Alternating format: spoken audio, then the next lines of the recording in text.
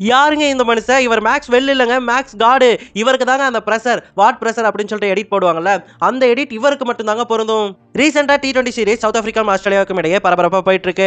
அதுல series டிசைடர்ல 88க்கு 4ன்னு Australia தவிச்சிட்டு இருந்தப்போ எங்கிருந்தோ கடவுள் மாதிரி வந்து அந்த மேட்சை அசால்ட்டா ஜெயிக்க வச்சிருப்பாருங்க கிளென் மேக்ஸ்வெல். இதை எக்கச்சக்க தடவை அவர் பண்ணியிருக்காரு.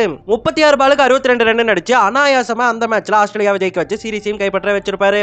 ஒரு பிக் மேட்ச்னு வந்துட்டாலே அதுல காடு மாதிரி பிக் ஷோ மாதிரி நிக்கிறவர் தான் மேக்ஸ்வெல் அப்படிங்கறத நாம நிறைய தடவை பார்த்துட்டோம். உதாரணத்துக்கு 2019 இந்தியா ஆஸ்திரேலியா மாடிட்டு இருந்தாங்க.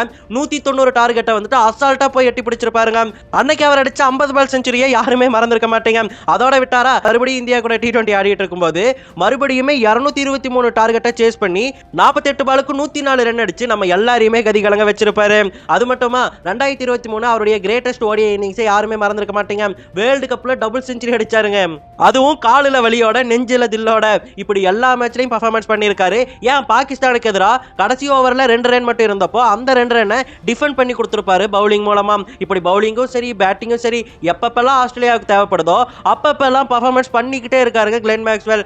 T20ல அதிக செஞ்சுரி அடிச்ச பிளேயர்ஸ்னா 2 பேர் தான், ரோஹித் சர்மா, கிளென் மேக்ஸ்வெல். 2 பேருமே 5 அடிச்சிருக்காங்க. அதுலயும் இவர் இருக்காரு. அதோட ஓடிஐலயே 100 மேட்சஸ் மேல ஆடி 126 ஸ்ட்ரைக் ரேட் வச்சிருக்கக்கூடிய ஒரே பிளேயர்னா அதுவுமே இவர் தாங்க.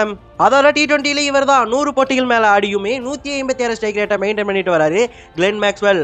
ஆஸ்திரேலியாவுக்காக 280 போட்டிகள்ல 7162 ரன்கள் அடிச்சிருக்காரு. 134 விக்கெட்டுகளை அள்ளி எடுத்திருக்காரு. ஒட்டுமொத்தத்துல ஆஸ்திரேலியாவுக்காக வளச்சு கொட்டி இருக்காருன்னு சொல்லலாம். இவருக்கு ஆல்ரெடி பிக் ஷோன்னு பேர் வச்சிருக்காங்க. ஆனா அது மட்டும் பத்தாதுங்க, இன்னும் பெரிய பெயர் ஏதாவது இவருக்கு தேவை. என்ன பொறுத்த வரைக்கும் இவருக்கு ஆஸ்திரேலியன் நைட்மேர் அப்படின்னு சொல்லிட்டு வைக்கலாம்னு நினைக்கிறேன். உங்களுக்கு ஏதாவது பேர் தோணுச்சு அப்படின்னு சொன்னா அதை மறக்காம கமெண்ட்ல சொல்லுங்க. யாரோட கமெண்ட்டுக்கு அதிக லைக் வருதுன்னு பார்ப்போம். யாரோட பேர் நல்லா இருக்கு அப்படின்னு சொல்லிட்டு அது மூலமா தெரிஞ்சிடும்.